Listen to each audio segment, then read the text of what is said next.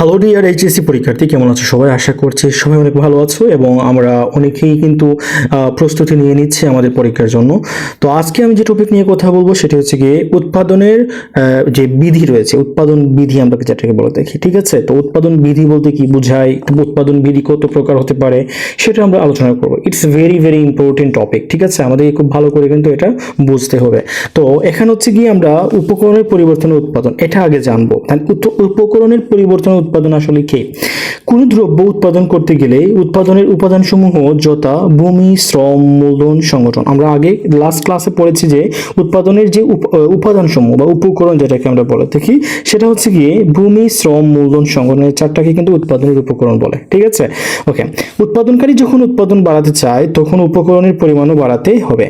মানে এখানে কি বুঝলাম যে উৎপাদনকারী মানে যে কোনো একটা দ্রব্য, যখন কোনো একটা দ্রব্যকে উৎপাদন করে বা নতুন করে তৈরি করে তখন তাকে কিন্তু উৎপাদনকারী বলি, ঠিক আছে? মানে আমরা যেটাকে বলি যে মানে প্রোডাক্টর, ঠিক আছে? আচ্ছা, ওকে। তো এখন হচ্ছে উৎপাদনকারী যখন তার উৎপাদনের পরিমাণ বাড়াতে চায়, মানে ধরলাম যে কোনো একটা দ্রব্যের পরিমাণ বা এটার হচ্ছে গিয়ে এটার যে একটা মানে আমাদের পরিমাণ আছে বা এটার যে একটা অংশ আছে সেটা যখন বাড়াতে চায়, সেটা বাড়াতে গেলে কিন্তু এমনি এমনি বাড়বে না, ঠিক আছে?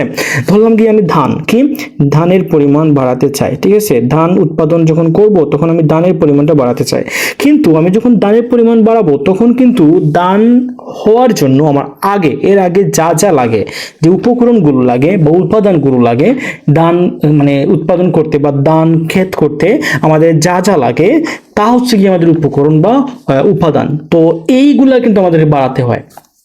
যেমন হচ্ছে উৎপাদনকারী যখন উৎপাদন বাড়াতে চায় তখন কিন্তু উপকরণের পরিমাণও বাড়াতে হবে, কিন্তু দ্রব্যের উৎপাদন সকল ক্ষেত্রে উপকরণ ব্যবহারের অনুপাতে বৃদ্ধি পায় না। মানে এখানে কি বোঝা গেল যে দ্রব্যের যে উৎপাদন আছে সেটা কিন্তু সকল ক্ষেত্রে উপকরণ যেভাবে ব্যবহার করা হয় ওই সেই অনুপাতে কিন্তু বৃদ্ধি পায় না। মানে এটা যাদের কি বোঝানো হয়েছে যে আমরা যখন মানে উৎপাদন করতে যাই তখন কিন্তু আমরা যেভাবে উপকরণ মানে ব্যবহার করি বা প্রয়োগ করি ঠিক একইভাবে কিন্তু আমাদের উৎপাদনটা হয় না। ফর এক্সাম্পল আমি যদি বলি যে আমি যদি 1000 টাকার মানে মানে উপকরণ ব্যবহার করি তাহলে কিন্তু আমি 1000 টাকার কি হয় না, আমার উৎপাদন হয় না। মানে যে দ্রব্যটা আমি পাই বা যে ফসলটা আমি পাই সেটা কিন্তু আমার 1000 টাকার মানে ওই পরিমাণের কিন্তু হয় না।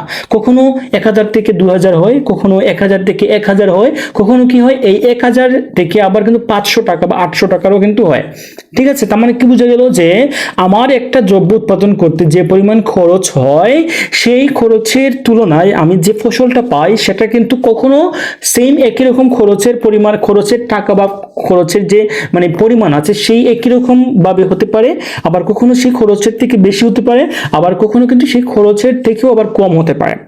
বুঝে গেছে?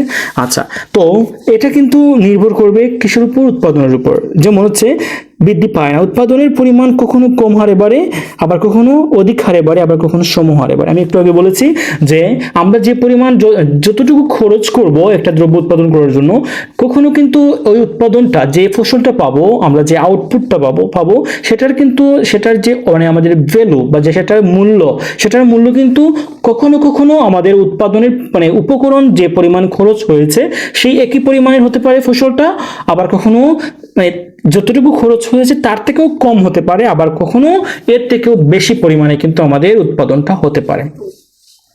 যেমন হচ্ছে কি উপকরণের নিয়োগ বৃদ্ধির সাথে সাথে, কি বলছি, উপকরণের নিয়োগ বৃদ্ধির সাথে সাথে উৎপাদনের পরিমাণের যে পরিবর্তন ঘটে তা যে বিধির মাধ্যমে প্রকাশ করা হয় তাকে উৎপাদন বিধি বলে। তাহলে আমি এখানে কি বুঝতে পারলাম যে আমি যে পরিমাণ উপকরণ বা উপাদান মানে প্রয়োগ করি বা অ্যাপ্লাই করি একটা দ্রব্য উৎপাদনের জন্য, আমার ওই অ্যাপ্লাইয়ের ক্ষেত্রে বা অ্যাপ্লাইয়ের মানে তুলনায় বা অ্যাপ্লাইয়ের ক্ষেত্রে বা প্রয়োগের ক্ষেত্রে আমার উৎপাদনটা কি পরিমাণ হচ্ছে বা উৎপাদনের কি পরিবর্তনটা হচ্ছে সেই পরিবর্তনটাই কিন্তু হচ্ছে আমাদের উৎপাদন বিধি। আমি কি বুঝাইতে পারছি? তো আমি যদি বলি যে আমি এখানে একটু লিখলাম, এখানে একটু লিখি আমি যে আমি একটা দ্রব্য উৎপাদন করব, সেই দ্রব্যটার নাম হচ্ছে গিয়ে আমি ধরলাম যে এখানে হতে পারে যে আমার গম হচ্ছে আমার একটা দ্রব্য, এটার নাম হচ্ছে আমার ওয়াই দ্রব্য, ঠিক আছে? এটা হচ্ছে আমার ওয়াই দ্রব্য। ওকে, এই ওয়াই দ্রব্য আমি উৎপাদন করতে গিয়ে বা গম উৎপাদন করতে গিয়ে আমার খরচ হয়েছে কত, ধরলাম হচ্ছে গিয়ে 2000 টাকা, কত মানে 2K, ঠিক আছে, 2000 টাকা।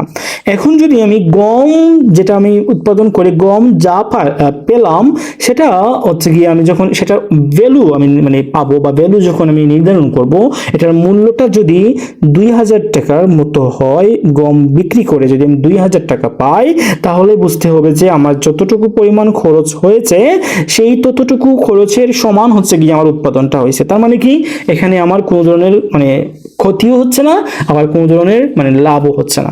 আবার যদি যতটুকু পরিমাণ আমি ধরলাম যে 2000 টাকা আমি খরচ করেছি গম উৎপাদন করার জন্য, আর আমি গম যখন আমার উৎপাদন হয়ে গেল সেই গমটা বিক্রি করার পর আমার দেখলাম যে ওইটার দামটা হচ্ছে গিয়ে 1500 টাকা, মানে হচ্ছে গিয়ে 2000 টাকা থেকে কম, মানে 1500 টাকা।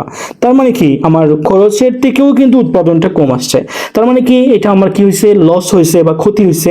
আর যদি দেখি যে 2000 টাকা খরচ করার পর আমার গমটা মানে গমটার যে ভ্যালুটা আসলো সেটা যদি আসে যে 3000 টাকা বা 3K অথবা মানে 4K, তাহলে কিন্তু বুঝতে হবে যে এটা আমার লাভ হয়েছে। বুঝে গেছে? তো এটার তো এটা পরিবর্তন আসে না, উৎপাদনের তো একটা পরিবর্তন আসে, মানে উৎপাদনের খরচ হচ্ছে বা উপকরণ খরচ হচ্ছে আমার 2K, আর হচ্ছে গিয়ে পরিবর্তনটা আসছে, উৎপাদনটা আসছে কখনো 1500 টাকার, কখনো হচ্ছে 2K 2000 টাকার, কখনো 3000 বা 4000 টাকার। এইটা হচ্ছে একটা পরিবর্তন, এই পরিবর্তনটাই হচ্ছে গিয়ে উৎপাদন বিধি। আই হোপ আপনারা সবাই বুঝতে পেরেছেন যে উৎপাদন বিধি আসলে কি।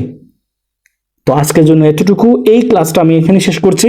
আমি এই যে আছে না প্রকারভেদগুলো, এগুলো নিয়ে আমি নেক্সট ভিডিওতে আলোচনা করব। See you.